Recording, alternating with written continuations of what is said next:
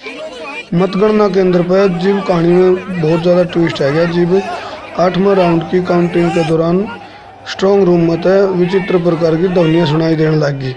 उसके बाद जब बाहर तय पत्रकार साथियों ने मीडिया कर्मियों ने संपर्क करने की कोशिश करी तो पुलिसकर्मी हट गए और उनको पीछे धकेल दिया गया। फिर उसके बाद समर्थकों की हो हल्ला की आवाज़ अर्जुन स्टेडियम के दीवार का बाहर तभी आने लगी। इसका मतलब कितने न कितने रोड फोड़ मचने की संभावना होगी थी।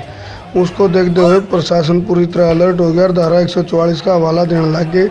एसपी साहब ने सभी को निर्देश करे भाई भारी संख्या में भीड़ इकट्ठी होने पर धारा 144 का उल्लंघन होता है। इस प्रकार की जब बात होने लगी तो उसका असर सा नहीं पड़ा तो पुलिस ने अपना बल का प्रयोग करना पड़ा। ये हम देखो तस्वीरों में बल का प्रयोग करते हुए लाठी चार्ज करनी पड़ी तो किस ढाल का वो नज़ारा था। और उसके बाद दिग्विजय चौटाला की प्रतिक्रिया भी सुनो लाठी चार्ज के ऊपर के कया।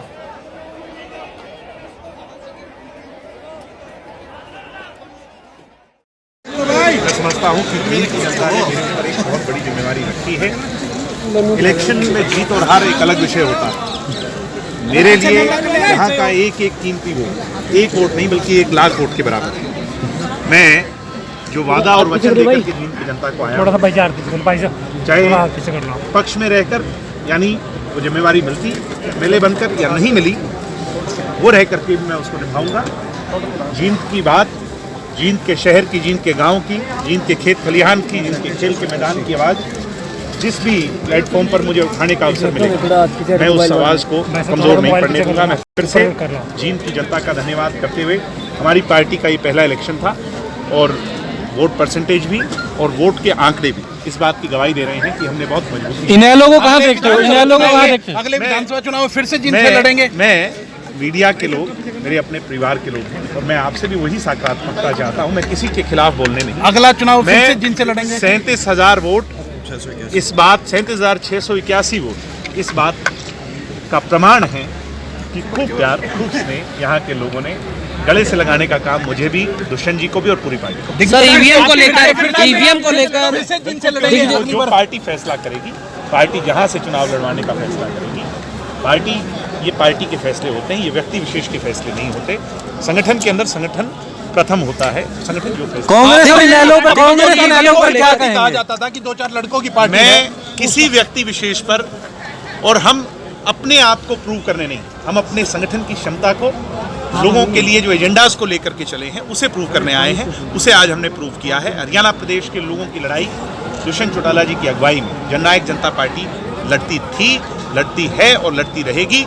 निश्चित तौर पर हम अपनी कमियां खामियां जो रही हैं, क्योंकि हम सोच रहे थे कि हम 45,000 को क्रॉस करेंगे, किस कारणवश नहीं कर पाए वो हम अंदर इंटरनली बैठ करके उन सारी चीजों को और जो भी हालात होंगे उस पर आगे बढ़ेंगे। निश्चित तौर पर आने वाले समय में व्यवस्था परिवर्तन के लिए जननायक जनता पार्टी की सरकार हरियाणा दो पार्टियों को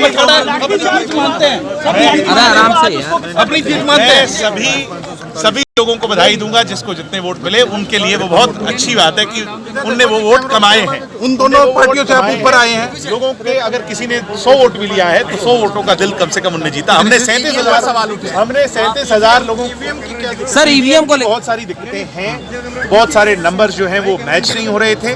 जो बाहर के बॉक्सेस थे उस पर जो स्टैंप लगी हुई थी, बहुत से बॉक्सेस पर स्टैंप नहीं थी, स्टैंप थी तो उसके साथ में जो साइन होते हैं वो साइन नहीं थे, कहीं नंबर नहीं थे, वो सारी लिखित तौर पर हमने दी है। और इसके लिए मीडिया के लोगों को बुला करके एक बड़े स्तर पर इसके कोई कोर्ट में चैलेंज करेंगे, कोर्ट में हम निश्चित तौर पर जो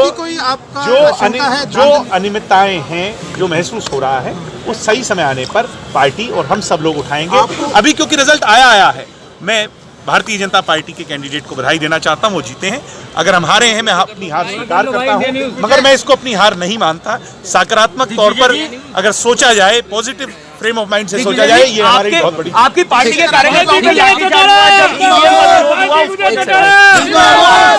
आराम से अगर लाठीचार्ज हुआ, क्योंकि मैं अंदर था, मुझे ये रिपोर्ट्स नहीं है, अगर लाठीचार्ज हुआ तो अनफॉर्चुनेट है, नहीं होना चाहिए था। और मैं ये मानता हूं कि जीत और हार चुनाव का अलग विषय होता है। सरकार के अंडर प्रेशर आकर के अगर पुलिसिया तंत्र कार्रवाई करेगा, मैं कम से कम पुलिस प्रशासन से ऐसी उम्मीद नहीं करता। ठीक है।